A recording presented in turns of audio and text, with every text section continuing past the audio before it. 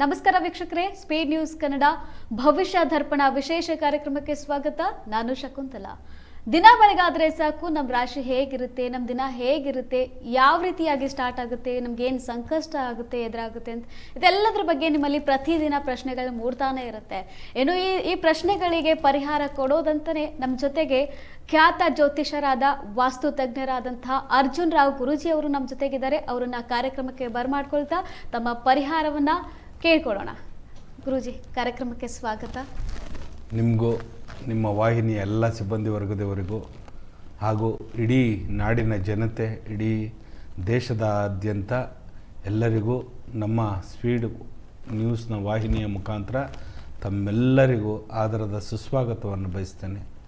ಮೊದಲಿಗೆ ನನ್ನ ತಾಯಿ ಜಗನ್ಮಾತೆ ಸ್ವರೂಪಿಣಿಯಾಗಿರ್ತಕ್ಕಂಥ ರೇಣುಕಾ ಯಲ್ಲಮ್ಮ ಹಾಗೂ ಮಲೈ ಮಹದೇಶ್ವರನ ಪಾದಾರವಿಂದಗಳಿಗೆ ವಂದಿಸುತ್ತಾ, ಸೃಷ್ಟಿ ಸ್ಥಿತಿ ವಿನಾಶಿನಿ ಶಕ್ತಿಭೂತೆ ಸನಾತನಿ ಗುಣಾಶ್ರಯೇ ಗುಣಮಯೇ ಶ್ರೀ ರೇಣುಕಾ ನಮೋಸ್ತುತೆ.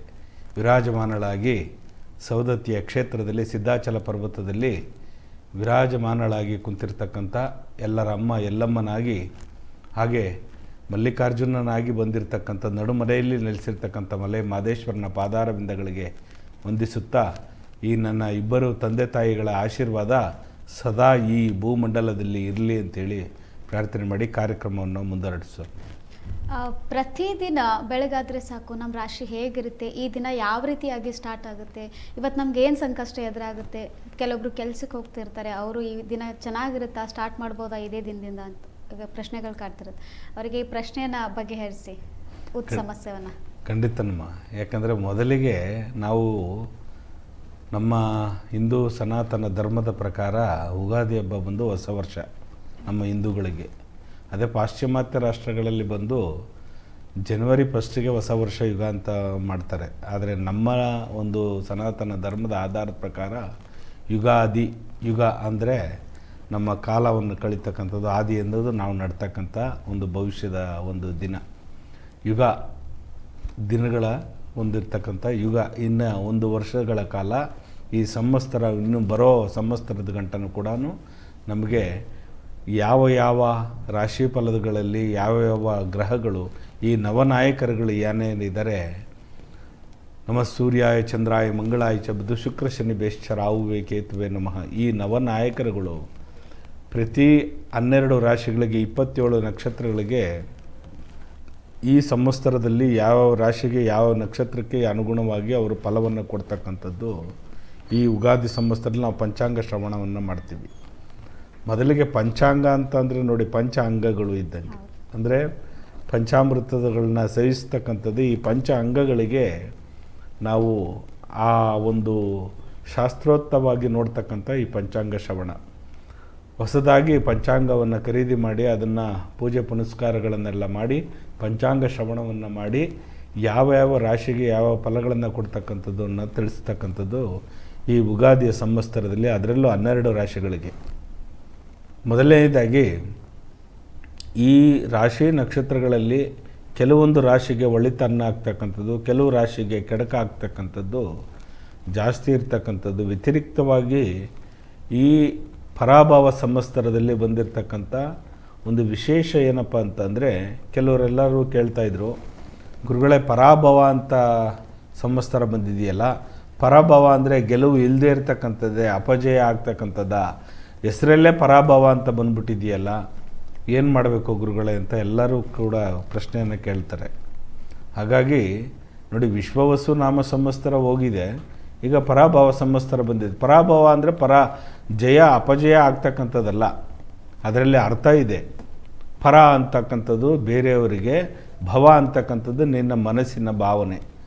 ನಿನ್ನಲ್ಲಿರ್ತಕ್ಕಂಥ ಒಳ್ಳೆತನವನ್ನು ವ್ಯಕ್ತಪಡಿಸಿದ್ರೆ ಮುಂದಿನ ದಿನಮಾನಗಳಲ್ಲಿ ನೀನು ಒಳ್ಳೆ ಕಾರ್ಯಗಳನ್ನು ಮಾಡ್ತಾಯಿದ್ರೆ ನೀನು ಯಾವತ್ತೂ ಅಪಜಯ ಆಗದೆ ಇರ್ತಕ್ಕಂಥದ್ದು. ಮಾಡದೇ ಇರೋ ಕೆಲಸಗಳೆಲ್ಲ ಮಾಡಿ, ಭ್ರಷ್ಟಾಚಾರಗಳನ್ನೆಲ್ಲ ಮಾಡಿ ಕಡೆಗೆ ನೋವು ಅನುಭವಿಸ್ತಕ್ಕಂಥದ್ದೇ ಈ ಪರಾಭವ ಸಂವತ್ಸರದಲ್ಲಿ. ನೀನು ಒಳ್ಳೆಯದನ್ನು ಮಾಡ್ತಾ ಬಂದಾಗ, ಪ್ರತಿನಿತ್ಯ ಬೆಳಗ್ಗೆ ಎದ್ದ ತಕ್ಷಣ ಯಾರಿಗಾರು ಒಬ್ಬರು ಕೂಡ ನೀನು ಒಂದು ಉಪಯೋಗವನ್ನು ಮಾಡಿದಾಗ, ಉಪಕಾರವನ್ನು ಮಾಡಿದಾಗ ಅದು ನಿಮಗೆ ಕಾಪಾಡ್ತಕ್ಕಂಥದ್ದೇ ಈ ಪರಾಭವ ಸಂವತ್ಸರದಲ್ಲಿ. ಅದರ ಅರ್ಥ ಬಂದು ಪರಾಭವ ಅಂದರೆ ಬೇರೆಯವರಿಗೋಸ್ಕರ ನೀನು ತ್ಯಾಗಾದಿಗಳನ್ನು ಮಾಡಿಕೊಂಡು ನಿನ್ನ ಕುಟುಂಬಕ್ಕೋಸ್ಕರ ನೀನು ಒಂದು ನೆಲೆಯಾಗಿ ನಿಂತ್ಕೊಂಡು ಆ ಒಂದು ಇಡೀ ಪ್ರಪಂಚದಾದ್ಯಂತ ಇಡೀ ಮನುಕುಲಕ್ಕೆ ಒಳ್ಳೇದು ಮಾಡಲಿಲ್ಲ ಅಂದರೂ ಕೂಡ ನಿಮ್ಮ ಮನೆಯ ಒಂದು ಸೀಮಿತಕ್ಕೆ ಕುಟುಂಬ ವರ್ಗದವರಿಗೆ, ಹೆಂಡತಿ ಗಂಡನಿಗೆ, ಹೆಂಡತಿಗೆ ಮತ್ತು ಮಕ್ಕಳು ತಂದೆ ತಾಯಿಗಳಿಗೆ ಮಾಡ್ತಕ್ಕಂಥ ಉಪಕಾರಗಳು ಏನಿದೆ, ನೆಮ್ಮದಿ ಕೊಡ್ತಕ್ಕಂಥದ್ದು ಏನಿದೆ, ಇದು ಪರಾಭವ ಅಂತಕ್ಕಂಥದ್ದು. ಪರಾಭವ ಸಂವತ್ಸರದಲ್ಲಿ ಒಳ್ಳೆಯದಾಗ್ತಕ್ಕಂಥದ್ದು. ಹಾಗಾಗಿ ಕೆಲವ್ರಿಗೆ ಪರಾಭವ ಅಂತ ಅಂದರೆ ಏನಪ್ಪ ಅಪಜಯ ಆಗ್ತಕ್ಕಂಥದ್ದು ಅನ್ನೋದನ್ನು ಒಂದು ವಿವರಿಸಿ ತಿಳಿಸಿ ಹೇಳಿದ್ದೀನಿ. ಮುಂದಿನ ಭಾಗದಲ್ಲಿ ಎಲ್ಲ ಯಾವ್ಯಾವ ರಾಶಿಗೆ ಏನೇನು ಫಲ ಇದೆ, ಈ ಸಂವತ್ಸರದಲ್ಲಿ ಏನೇನು ಅನುಕೂಲಗಳಾಗುತ್ತೆ ಅದನ್ನೆಲ್ಲ ನೋಡ್ತಾ ಹೋಗೋಣಮ್ಮ ಒಂದೊಂದಾಗಿ. ಗುರುಜಿ, ಇವಾಗ ಪ್ರತಿಯೊಬ್ಬರು ಈ ಒಂದು ಯುಗಾದಿ ಸಂವತ್ಸರ ಅಂದ ತಕ್ಷಣವೇ ಒಂದು ಹೊಸ ವರ್ಷ, ಹೊಸ ಆರಂಭವಾಗ್ತದೆ ಜೀವನದಲ್ಲಿ ಅನ್ನೋದೊಂದು ನಮ್ಮ ಹಿಂದೂಗಳ ಪ್ರಕಾರ ನಮ್ಮದು ಇದೊಂದು ನಂಬಿಕೆನೇ. ಸೊ ಇವಾಗ ಪ್ರತಿಯೊಬ್ಬರು ಒಂದು ಕೆಲಸವನ್ನು ಮಾಡ್ಬೇಕು ಅಂದ್ಕೊಂಡಿರ್ತಾರೆ, ಯಾವುದೋ ಒಂದು ಜಾಬ್ಗೆ ಹೋಗ್ಬೇಕು ಅಂದ್ಕೊಂಡಿರ್ತಾರೆ. ಸೊ ಇದರಲ್ಲಿ ಏನಾದರೂ ಅವ್ರಿಗೆ ಸಕ್ಸಸ್ ಸಿಗುತ್ತಾ? ಖಂಡಿತ ನೋಡಮ್ಮ, ಅವರವರ ಫಲಕ್ಕೆ ತಕ್ಕಂತೆ ಅವರವರ ಒಂದು ಶಕ್ತಿಗನುಸಾರವಾಗಿ ಅವರವರ ಕೆಲಸಗಳು ನಿಮಿತ್ತ ಆಗುತ್ತೆ. ಇವಾಗ ನಾನೇನೂ ಓದಿಲ್ಲ, ಏನೂ ಮಾಡಲಿಲ್ಲ, ಕೆಲಸ ಸಿಕ್ಬಿಡುತ್ತಾ ಅಂತ ಅಂದರೆ ಖಂಡಿತ ಹೋಗೋದು ಸಿಗಲ್ಲ. ಶ್ರಮ, ನೀವು ಮಾಡ್ತಕ್ಕಂಥ ಶ್ರಮದಲ್ಲಿ, ನೀವು ಮಾಡ್ತಕ್ಕಂಥ ಕಾಯಕದಲ್ಲಿ ನಿಮಗೆ ಫಲ ಉಂಟು. ಯಾಕೆಂತಂದರೆ ಸುಮ್ಮನೆ ಕೂತ್ಕೊಂಡ್ರೆ ನಾನು ಹಾಳಾಯ್ತೀನಿ ಅಂತಂದರೆ ಯಾರು ಬೇಕಾದ್ರೂ ಊಟಕ್ಕೆ ಹಾಕ್ತಾರೆ. ಅದೇ ನಾನು ಅರಸ ಆಗ್ತೀನಿ, ರಾಜ ಆಗ್ತೀನಿ ಅಂದರೆ ಯಾರೂ ಮಾತಾಡ್ಸೋಕ್ಕೆ ಹೋಗಲ್ಲ, ಅವನು ಅಲ್ಲೇ ಬಿದ್ದಿರ್ತಾನೆ.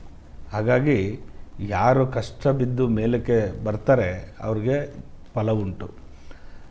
ನೀವು ಹೆಚ್ಚಿಗೆ ಓದಿರ್ತಕ್ಕಂಥದ್ದಾದರೂ ಕೂಡ, ನೀವೆಲ್ಲ ಎಷ್ಟೇ ಓದಿದರೂ ಕೂಡ, ಗುರುಗಳೇ ನಾವಿಷ್ಟು ಓದಿದ್ದೀವಿ, ಡಿಗ್ರಿ ಕಂಪ್ಲೀಟ್ ಮಾಡಿದ್ದೀವಿ, ಎಲ್ಲನೂ ಮಾಡಿದ್ದೀವಿ, ಇಂಜಿನಿಯರಿಂಗ್ ಮಾಡಿದ್ದೀವಿ, ಎಲ್ಲ ಮಾಡಿದ್ದೀವಿ, ಆದರೂ ಕೂಡ ನಮಗೆ ಜಾಬ್ ಸಿಗ್ತಾ ಇಲ್ಲ ಅಂತಕ್ಕಂಥದ್ದು ಕೊರಗೋದನ್ನು ನಿರಾಶೆ ಆಗಬೇಡಿ. ಯಾಕಂದರೆ ಪ್ರತಿಯೊಬ್ಬ ಮನುಷ್ಯನಿಗೂ ಕೂಡ ಅವನದೇ ಆದಂಥ ಒಂದು ಶಕ್ತಿ ಇರುತ್ತೆ, ಅಚೀವ್ಮೆಂಟ್ ಮಾಡೋ ಅಂಥ ಯೋಗ ಫಲ ಇರುತ್ತೆ. ಹಾಗಾಗಿ ಹೆಚ್ಚಿಗೆ ನಾನು ಓದಿದ್ದೀನಿ ಅಂತೇಳಿ ಮನೇಲಿ ಕೂರೋದು ಬೇಡ, ಬೇರೆ ಯಾವುದಾದ್ರು ಕೆಲಸಗಳನ್ನಲ್ಲಿ ಮಗ್ನರಾಗಿರಿ. ಯಾಕಂದರೆ ಕಾಲಹರಣ ಮಾಡೋದು ಬೇಡ. ಒಂದು ದಿನದ್ದು 1 ಗಂಟೆ ಹೋದರೂ ಕೂಡ ಆ ಗಂಟೆ ಮತ್ತೆ ಸಿಗಲ್ಲ ನಿಮಗೆ, ಆ ಸಮಯ ನಿಮಗೆ ಮತ್ತೆ ಬರಲ್ಲ. ಹಾಗಾಗಿ ಆ ಸಮಯಕ್ಕೆ ತಕ್ಕಂತೆ ನೀವು ಮುಂದುವರಿತಾನೇ ಇರಬೇಕು. ಯಾವುದಾದ್ರು ಒಂದು ಅಚೀವ್ಮೆಂಟ್ ಮಾಡ್ತಾಯಿರಿ, ಖಂಡಿತವಾಗೂ ಫಲ ಉಂಟು. ಹಾಗಾಗಿ ಕೆಲವರಲ್ಲಿ ನನಗೆ ಸರ್ಕಾರಿ ಉದ್ಯೋಗನೇ ಸಿಗಬೇಕು, ಸರ್ಕಾರಿ ಉದ್ಯೋಗದಲ್ಲೇ ನಾನು ಮುಂದುವರಿಬೇಕು ಅನ್ನೋದು ಕೆಲವರಲ್ಲಿ ತುಂಬ ಇದಿದೆ. ಆದರೆ ಸರ್ಕಾರಿ ಉದ್ಯೋಗ ಇಷ್ಟಪಡೋದು ಒಳ್ಳೆಯದೇ, ಆದರೆ ಎಷ್ಟೋ ಪ್ರೈವೇಟ್ಗಳಲ್ಲಿ, ಎಷ್ಟೋ ಖಾಸಗಿ ಇದರಲ್ಲಿ ಫ್ಯಾಕ್ಟ್ರಿಗಳಲ್ಲಿ ಉನ್ನತವಾಗಿರ್ತಕ್ಕಂಥ ಸ್ಥಾನಮಾನ ಸಿಗ್ತಕ್ಕಂಥ ಯೋಗ ಫಲ ಇದೆ. ಅದರಲ್ಲಿ ಯಾಕೆ ಪ್ರಯತ್ನ ಪಡಬಾರ್ದು? ಬರೀ ಸರ್ಕಾರಿ ಉದ್ಯೋಗದಲ್ಲೇ ನೀವು ಕಾಲಹರಣ ಮಾಡೋದಕ್ಕಿಂತ ಬೇರೆ ಅನ್ಯ ಒಂದು ಖಾಸಗಿ ಸಂಸ್ಥೆಗಳಲ್ಲಿ ನೀವು ಕೆಲಸ ಮಾಡಿದ್ರೆ ಅಲ್ಲಿ ಉನ್ನತವಾದ ಸ್ಥಾನಮಾನಕ್ಕೆ ಹೋಗ್ತೀರಿ, ಅದೇ ಸ್ಯಾಲ್ರಿ ಇಲ್ಲೂ ಬರುತ್ತೆ. ಅಚೀವ್ಮೆಂಟ್ ಮಾಡಿ, ನೀವು ಯಾವ ಜಾಗದಲ್ಲಿದ್ದರೇನು ನೀವು ಒಂದು ಅಚೀವ್ಮೆಂಟ್ ಮಾಡ್ತಕ್ಕಂಥದ್ದು ನಿಮ್ಮ ಒಂದು ಕಾಯಕ. ನೀವು ಯಾವ ಜಾಗಕ್ಕೆ ಹೋದ್ರೂ ಕೂಡ ಅಲ್ಲಿ ನಾನೇನಾದರೂ ಒಂದು ಉಪಕಾರವನ್ನು ಮಾಡಬೇಕು, ನಾನೇನಾದರೂ ಈ ಸಂಸ್ಥೆನ ಮುಂದಕ್ಕೆ ತರಬೇಕು, ಏನಾದರೂ ಒಂದು ಮಾಡಬೇಕು ಅನ್ನೋದು ನಿಮ್ಮ ಮನಸ್ಸಲ್ಲಿ ಬರಬೇಕು. ಹಾಗಾಗಿ ಸರ್ಕಾರಿ ಉದ್ಯೋಗದಲ್ಲೇ ನಾನು ಮುಂದುವರಿತೀನಿ ಅಂತಕ್ಕಂಥದ್ದು ತಪ್ಪು ಅಲ್ವಾ? ನೀವು ಓದಿರ್ತಕ್ಕಂಥ ಒಂದು ಸ್ಥಾನಮಾನಕ್ಕೆ ಹಗಲು ರಾತ್ರಿ ಕಷ್ಟ ಬಿದ್ದು ಆ ಸ್ಥಾನಕ್ಕೆ ಬಂದಿರ್ತೀರಿ, ಅಷ್ಟು ಅಚೀವ್ಮೆಂಟ್ ಮಾಡಿರ್ತೀರಿ. ಅದೇ ನಿಮ್ಮ ಪರ್ಫಾರ್ಮೆನ್ಸನ್ನು ಬೇರೆ ಕಡೆ ತೋರಿಸಿ, ಬೇರೆ ಸಂಸ್ಥೆಗಳಲ್ಲಿ ತೋರಿಸಿ, ಖಂಡಿತವಾಗೂ ನಿಮಗೆ ಅಭಿವೃದ್ಧಿ ಆಗುತ್ತೆ, ಒಳ್ಳೆಯ ಹೆಸರು ಬರುತ್ತೆ, ಸ್ಥಾನಮಾನ ಸಿಗುತ್ತೆ. ಹಾಗಾಗಿ ಕೆಲವು ಮಕ್ಕಳುಗಳಿಗೆ ನಾನು ಹೇಳ್ತೀನಿ, ಸೋಂಬೇರಿತನದಿಂದ ಇರೋದು ಬೇಡ. ಈ ಸಂವತ್ಸರದಲ್ಲಿ ನೀವು ಕೆಲವು ಅಚೀವ್ಮೆಂಟ್ಗಳು ಮಾಡಿ ನಿಮ್ಮ ಒಂದು ಪ್ರತಿಫಲಕ್ಕೆ ಖಂಡಿತವಾಗೂ ನಿಮಗೆ ಫಲ ಸಿಗ್ತಕ್ಕಂಥದ್ದು. ತಂದೆ ತಾಯಿಗಳಿಗೆ ಆಶೀರ್ವಾದ ತಗೊಳ್ಳಿ, ತಂದೆ ತಾಯಿಗಳನ್ನ ಪ್ರೀತಿಸಿ, ಅವರು ನಿಮಗೆ ಆ ಮಟ್ಟಕ್ಕೆ ತರಬೇಕು ಅಂತಂದರೆ ಎಷ್ಟು ಕಷ್ಟ ಬಿದ್ದಿರ್ತಾರೆ ಗೊತ್ತಾ? ಇನ್ನೊಬ್ಬರ ಮನೆ ಕೂಲಿ ಕೆಲಸ ಮಾಡಿ ನಿಮ್ಗೆ ಆ ಸ್ಥಾನಮಾನಕ್ಕೆ ತಂದಿರ್ತಾರೆ. ಹಾಗಾಗಿ ತಂದೆ ತಾಯಿಗಳನ್ನು ಫಸ್ಟ್ ಪ್ರೀತಿಸಿ, ಗೌರವಿಸಿ, ಅವರಿಗೆ ಪೂಜಿಸಿ, ಖಂಡಿತವಾಗೂ ನಿಮಗೆ ಒಳ್ಳೆ ಫಲ ಸಿಗ್ತಕ್ಕಂಥದ್ದು. ಇವಾಗ ಮನೆಯಲ್ಲಿ ಒಂದು ಸುಖ ಶಾಂತಿ ಸಿಗಬೇಕು. ಬರೀ ಪ್ರತಿದಿನ ಕೆಲವೊಂದು ಮನೆಗಳಲ್ಲಿ ಗಲಾಟೆ ಆಗ್ತಿರುತ್ತೆ, ನೆಮ್ಮದಿನೇ ಇರಲ್ಲ. ಅವ್ರ ಮನೇಲಿ ಏನಾದರೂ ತೊಂದರೆ ಇದೆಯಾ, ಅವರಿಗೆ ಇದರಿಂದ ಏನು ಪರಿಹಾರ ಸಿಗ್ಬೋದು? ಮನೆಯಲ್ಲಿ ಅಶಾಂತಿ ಮೂಡಿದ್ರೆ ಅದಕ್ಕೆ ಪರಿಹಾರ ಏನು? ಖಂಡಿತವಾಗೂ ಒಳ್ಳೆ ಉತ್ತಮವಾಗಿರ್ತಕ್ಕಂಥ ಪ್ರಶ್ನೆ ಕೇಳಿದೆ ಮಗನೇ. ಯಾಕಂದರೆ ಎಷ್ಟೋ ಮಕ್ಕಳುಗಳಲ್ಲಿ, ಎಷ್ಟೋ ಕುಟುಂಬದಲ್ಲಿ ಗುರುಗಳೇ ನಾನು ಎಷ್ಟು ಪೂಜೆ ಪುನಸ್ಕಾರಗಳು ಮಾಡ್ತೀನಿ, ಆದರೂ ಎಲ್ಲೋ ಒಂದು ಜಾಗದಲ್ಲಿ ನೆಮ್ಮದಿನೇ ಇಲ್ಲ ಗುರುಗಳೇ. ನನ್ನ ಹೆಂಡ್ತಿ ನನ್ನ ಮೇಲೆ ಜಗಳ ಮಾಡ್ತಾಳೆ, ನನ್ನ ಗಂಡ ನನ್ನ ಮೇಲೆ ಜಗಳ ಮಾಡ್ತಾಳೆ, ಇದೇ ಪ್ರಶ್ನೆ ಕೇಳ್ತಾ ಇರ್ತಾರೆ. ಮಕ್ಕಳುಗಳು ಹೇಳಿದ ಮಾತು ಕೇಳಲ್ಲ. ಇದೆಲ್ಲನೂ ದಿನ ಬೆಳಗಾಗಿ ನಾನು ಕೇಳ್ತಾ ಇರ್ತೀನಿ, ಫೋನ್ ಮುಖಾಂತರನೂ ಕೇಳ್ತಾನೆ ಇರ್ತಾರೆ ನನ್ನ ಭಕ್ತರುಗಳು. ಹಾಗಾಗಿ ಅವ್ರಿಗೆ ನಾನು ತಿಳಿಸೋದೇನಪ್ಪ ಅಂತಂದರೆ, ನೋಡಿ, ಹೊಂದಾಣಿಕೆ ಮುಖ್ಯ ಇಲ್ಲಿ. ಹೆಂಡತಿಗೆ ಗಂಡ ಅರ್ಥ ಮಾಡ್ಕೋಬೇಕು, ಗಂಡ ಹೆಂಡತಿಗೆ ಅರ್ಥ ಮಾಡ್ಕೋಬೇಕು. ಮೊದಲಿಗೆ ನಾವು ಗಂಡು ಮಕ್ಕಳಾಗಿರ್ತಕ್ಕಂಥವ್ರು ತಮ್ಮ ಮದುವೆ ಮಾಡ್ಕೊಂಡಿರ್ತಕ್ಕಂಥ ಹೆಂಡತಿಯ ಬಗ್ಗೆ ತುಂಬ ಕಾಳಜಿಯನ್ನು ವಹಿಸ್ತಕ್ಕಂಥದ್ದು ತುಂಬ ಉತ್ತಮ. ಯಾಕೆಂದರೆ ತಂದೆ ತಾಯಿ ಬಂಧು ಬಳಗ ಎಲ್ಲರನ್ನೂ ಬಿಟ್ಬಿಟ್ಟು ನಿಮ್ಮಿಂದ ಬಂದಿರ್ತಕ್ಕಂಥದ್ದು, ನೀವು ಯಾರು ಅಂತಲೇ ಗೊತ್ತಿರಲ್ಲ ಹೆಣ್ಮಗಳಿಗೆ. ಹಾಗಾಗಿ ತಂದೆ ತಾಯಿಗಳು ಕನ್ಯಾದಾನವನ್ನು ಮಾಡಿ ನಿಮಗೆ ಕೊಟ್ಬಿಟ್ಟಿರ್ತಾರೆ. ನಿಮ್ಮ ಆ ವಾಸ್ತು ಏನೇನಿದೆ, ಯಾರ್ಯಾರಿದ್ದೀರಾ, ನಾನು ಆ ಮನೆಗೆ ಹೋಗಿ ನಾನು ಯಾವ ರೀತಿ ಜೀವನ ಮಾಡಬಲ್ಲೆ ಅನ್ನೋದು ಅವಳು ಕನಸಿರುತ್ತೆ. ಆ ಕನಸನ್ನು ನನಸು ಮಾಡ್ತಕ್ಕಂಥದ್ದು ಗಂಡನ ಕರ್ತವ್ಯ. ಯಾಕಂದರೆ ಹುಟ್ಟಿದ್ದೆಲ್ಲೋ, ಬೆಳೆಯೋದೆಲ್ಲೋ, ಜೀವನ ಸಾಗಿಸೋದೆಲ್ಲೋ ಆ ಹೆಣ್ಮಗಳು. ಒಂದು ರೀತಿ ನದಿ ಇದ್ದಂಗೆ. ಆ ನದಿಯೊಳಗೆ ಪಾತ್ರದಲ್ಲಿ ಅಕಾಯಿಕ ಪಾತ್ರದಲ್ಲಿರ್ತಕ್ಕಂಥ ರೈತಾಪಿಗಳಿಗೆ ಎಷ್ಟು ಅನ್ನದಾನವನ್ನು ಕೊಡ್ತಾಳೆ, ಎಷ್ಟು ಅವಳಿಗೆ ಬಡತನವನ್ನು ನೀಗಿಸ್ತಾಳೆ ಅಂತಕ್ಕಂಥದ್ದಕ್ಕೆ ಉದಾಹರಣೆಗೆ ಒಂದು ನದಿಯ ಒಂದು ಪಾತ್ರ ಇರ್ತಕ್ಕಂಥ ಒಂದು ಹೆಣ್ಣುಮಗಳು. ಆ ಹೆಣ್ಣುಮಗಳು ನಮ್ಮ ಮನೆಗೆ ಬಂದಾಗ ನಮ್ಮ ವಂಶ ಉದ್ಧಾರ ಮಾಡೋಕ್ಕೆ ಬಂದಿರತಕ್ಕಂಥ ಹೆಣ್ಮಗಳಿಗೆ ನಾವು ಯಾವ ರೀತಿ ನೋಡ್ಕೊಳ್ಬೇಕು, ಆ ರೀತಿ ಒಂದು ಪ್ರೀತಿ ಪಾತ್ರರಾಗಿ ಗಂಡನ ಕರ್ತವ್ಯ ಆಗಿರ್ತಕ್ಕಂಥದ್ದು. ಮೊದಲನೇದಾಗಿ ತನ್ನ ಹೆಂಡತಿಗೆ ಪ್ರೀತಿಸ್ತಕ್ಕಂಥದ್ದು ಜಾಸ್ತಿ, ಅದನ್ನು ಗೌರವಯುತವಾಗಿ ನಡ್ಕೊಳ್ತಕ್ಕಂಥದ್ದು ಗಂಡನ ಕರ್ತವ್ಯ. ಹಾಗಾಗಿ ಹೆಣ್ಣು ಮಕ್ಕಳನ್ನು ಕೂಡ ಕೆಲವ್ರು ಏನು ಮಾಡ್ತೀರಿ, ನೀವು ಮನೆಯಲ್ಲಿ ವಾಸ್ತು ಏನು ಮಾಡ್ತೀರಿ ಅಂತಂದರೆ, ಹೊಸದಾಗಿ ಬಂದಿರತಕ್ಕಂಥ ಮಾಂಗಲ್ಯ ಸರವನ್ನು ಮನಿಕೊಳ್ಳೋ ಟೈಮಲ್ಲಿ ಬಿಚ್ಚಿಡ್ತೀರಿ, ಸ್ನಾನಕ್ಕೆ ಹೋದಾಗ ಬಿಚ್ಚಿಡ್ತೀರಿ. ಯಾಕಂದರೆ ಮಾಂಗಲ್ಯ ಅಂತಕ್ಕಂಥದ್ದು ನಿಮಗೆ ದೇವಿ ಈ ಪ್ರಕೃತಿ ಕೊಟ್ಟಿರ್ತಕ್ಕಂಥ ವರದಾನ. ಅಂದರೆ ಆ ಮಾಂಗಲ್ಯದ ಸ್ವರೂಪ ಏನಂತಂದರೆ ಸರ್ವಶಕ್ತಿಯಾಗಿರ್ತಕ್ಕಂಥ ಮಾಂಗಲ್ಯ. ಒಳ್ಳೆಯವರು ಕೆಟ್ಟವರು ಎಲ್ಲರೂ ನಿಮಗೆ ಧಾರೆ ಟೈಮಲ್ಲಿ ಅದನ್ನು ಮುಟ್ಟಿ ಆಶೀರ್ವಾದ ಮಾಡಿ 100 ಕಾಲ ಚೆನ್ನಾಗಿ ಬಾಳಿ ಅಂತೇಳಿ ಆ ಮಾಂಗಲ್ಯ ಧಾರಣವನ್ನು ಮಾಡಿರ್ತಾರೆ. ಆ ಮಾಂಗಲ್ಯವನ್ನು ಹೃದಯ ಸಿಂಹಾಸನದಲ್ಲಿ ಇಟ್ಕೊಂಡು ನನ್ನ ಗಂಡನಿಗೆ ಆಯುಷು ಅಭಿವೃದ್ಧಿ ಎಲ್ಲ ಕೊಡಲಿ, ನಮ್ಮ ವಂಶ ಉದ್ಧಾರ ಆಗಲಿ ಅಂತಕ್ಕಂಥದ್ದು ನಿಮ್ಮ ಬರಬೇಕು. ಅದನ್ನೇನು ಮಾಡ್ತೀರಿ, ಇವಾಗ ಆಡಂಬರ ಜೀವನ ಮಾಡಿಕೊಂಡು ಮುಂದುಗಡೆ ಎಲ್ಲ ಪ್ರದಕ್ಷಿಣಕ್ಕೆ ಮಾಂಗಲ್ಯವನ್ನು ತೋರ್ಸೋಕ್ಕೆ ಪ್ರಯತ್ನ ಪಡ್ತೀರಿ. ನಿಮ್ಮ ಒಬ್ಬ ಗಂಡನ ಬಿಟ್ಟು ಬೇರೆ ಯಾರಿಗೂ ಮಾಂಗಲ್ಯ ದರ್ಶನ ಮಾಡಿಕೊಡ್ದು ನಿಜವಾದ ಪತಿವ್ರತೆಯ ಧರ್ಮ. ಅದು ಮಾಂಗಲ್ಯ ಬಂದು ನಿಮಗೆ ಸಂರಕ್ಷಣೆ ಕೊಡ್ತಕ್ಕಂಥದ್ದು, ನಿಮ್ಮ ಕುಟುಂಬ ಸಂರಕ್ಷಣೆ ಮಾಡ್ತಕ್ಕಂಥ ಮಾಂಗಲ್ಯ. ಇವಾಗೆಲ್ಲ ಏನು ಮಾಡಿದ್ದೀರಿ, ಯಾವುದಾದ್ರು ದೊಡ್ಡ ಫಂಕ್ಷನ್ಗಳಾದಾಗ ಎಲ್ಲ ಈ ಮುಂದುಗಡೆ ಪ್ರದಕ್ಷಿಣಕ್ಕೆ ಮಾಂಗಲ್ಯವನ್ನು ತೋರ್ಸೋಕ್ಕೆ ಇಷ್ಟಿಷ್ಟಪ್ಪ ಚೈನ್ ಹಾಕೊಂಬಿಟ್ಟಿದ್ದೀನಿ, ಇಷ್ಟಿಷ್ಟಪ್ಪ ಗುಂಡುಗಳು ಹಾಕೊಂಬಿಟ್ಟಿದ್ದೀವಿ ಅಂತಕ್ಕಂಥದ್ದು ನೀವು ಪ್ರದಕ್ಷಿಣೆ ವಸ್ತುವಲ್ಲ ಅದು ಮಾಂಗಲ್ಯ. ಹಾಗಾಗಿ ದಯವಿಟ್ಟು ನಾನು ನಿಮ್ಮಲ್ಲಿ ಹೆಣ್ಮಕ್ಳಲ್ಲಿ ಕೆಲವೊಂದು ವಾಸ್ತುವಲ್ಲಿ ಯಾವ ರೀತಿ ನಾವು ನಡ್ಕೊಳ್ಬೇಕಾಗ್ತದೆ ಖಂಡಿತವಾಗೂ ನೀವು ನಡ್ಕೊಬೇಕು. ಆ ಮನೆ ಚೆನ್ನಾಗಿ ಅಭಿವೃದ್ಧಿ ಆಗುತ್ತೆ. ಬೆಳಗ್ಗೆ ಎದ್ದ ತಕ್ಷಣ ಹೆಣ್ಮಗಳು ಬ್ರಾಹ್ಮಿ ಮುಹೂರ್ತದಲ್ಲಿ ಗಂಡ ಎದ್ದೊಳತ್ತು ಮುಂಚೆನೇ ಎದ್ದೊಳ್ಬೇಕು.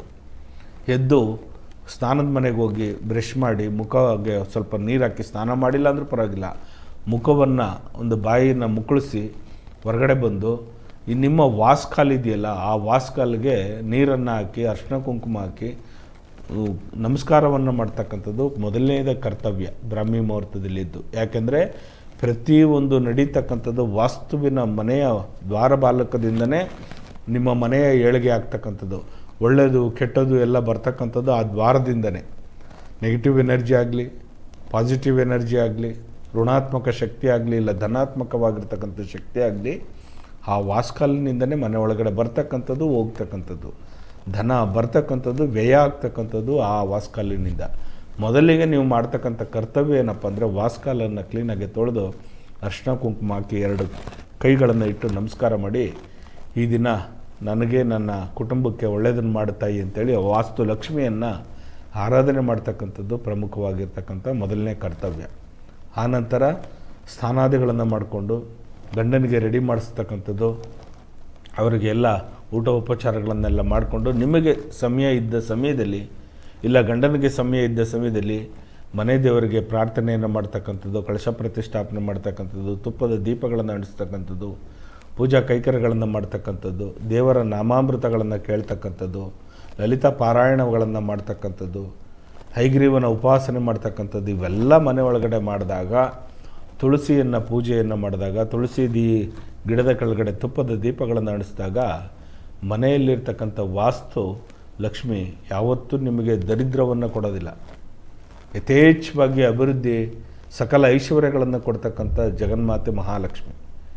ಆ ಮಹಾಲಕ್ಷ್ಮಿಯನ್ನು ನಾವು ಭಕ್ತಿ ಪ್ರಧಾನವಾಗಿ ಪೂಜೆಯನ್ನು ಮಾಡಿದಾಗ ನಮಗೆ ಸಿದ್ಧಿ ಬುದ್ಧಿಯನ್ನು ಕೊಡ್ತದೆ. ಲಕ್ಷ್ಮಿ ಅಂದರೆ ಬರೀ ದುಡ್ಡಿಗಾಗೇ ಅಲ್ಲ, ಸೌಂದರ್ಯಕ್ಕಾಗೇ ಅಲ್ಲ, ಆದರೆ ನಮ್ಮಲ್ಲಿ ಒಳ್ಳೆ ಗುಣ ಸಂಪನ್ನೆಯನ್ನು ಕೊಡ್ತಕ್ಕಂಥವ್ಳು, ಲಕ್ಷ್ಯವನ್ನು ಕೊಡ್ತಕ್ಕಂಥವಳೇ ಲಕ್ಷ್ಮಿ. ನಮಗೆ ಒಳ್ಳೆ ಗುಣವನ್ನು ಕೊಡ್ತಕ್ಕಂಥವಳೇ ಮಹಾಲಕ್ಷ್ಮಿ. ಮನೆಯ ವಾಸ್ತುವನ್ನು ಯಾವ ರೀತಿ ಇರಬೇಕು, ಬಂದಿರೋ ನೆಂಟರುಗಳಿಗೆ ನಾವು ಯಾವ ರೀತಿ ಪ್ರೀತಿ ಪಾತ್ರರಾಗಿರ್ಬೇಕಂತ ಗುಣವನ್ನು ಕಲಿಸ್ತಕ್ಕಂಥವಳೇ ಲಕ್ಷ್ಮಿ. ಅದಕ್ಕೆ ಗೃಹಲಕ್ಷ್ಮಿ ಅಂತಕ್ಕಂಥದ್ದು. ಬರೀ ಹಣಕಾಸಿನ್ಗೆ ಲಕ್ಷ್ಮಿ ಅಂತಕ್ಕಂಥದ್ದಲ್ಲ. ಹಾಗಾಗಿ ಬಂಧುಗಳೇ, ನೀವು ಮನೆಯಲ್ಲಿ ಯಾವ ರೀತಿ ಪೂಜಾ ಕೈಕರ್ಯಗಳನ್ನು ಮಾಡ್ತೀರೋ ಖಂಡಿತವಾಗೂ ಆ ಮನೆ ಚೆನ್ನಾಗಿ ಅಭಿವೃದ್ಧಿ ಆಗ್ತಕ್ಕಂಥದ್ದು. ನಿಮ್ಮಲ್ಲಿ ಒಳ್ಳೆತನ ಇರಲಿ, ನಿಮ್ಮಲ್ಲಿ ಒಂದು ಪೂಜೆ ಪುನಸ್ಕಾರಗಳ ಭಾವನೆ ಬರಲಿ. ಎಷ್ಟೊತ್ತಿಗೋ ಎದ್ದೇಳೋದು, ಸೂರ್ಯ ಉದಯವಾಗಿ ಒಂದು ಮೇಲಕ್ಕೆ ಬಂದಿದ್ರೂ ಕೂಡ ಕೆಲವರು ಎದ್ದೇ ಇರಲ್ಲ, ಗಂಡ ಹೆಂಡ್ತಿರು ಇಬ್ಬರೂ ಎದ್ದೇಳಿರಲ್ಲ, ಆ ಮನೆಯ ದರಿದ್ರ ಕಾಣ್ತಕ್ಕಂಥದ್ದು.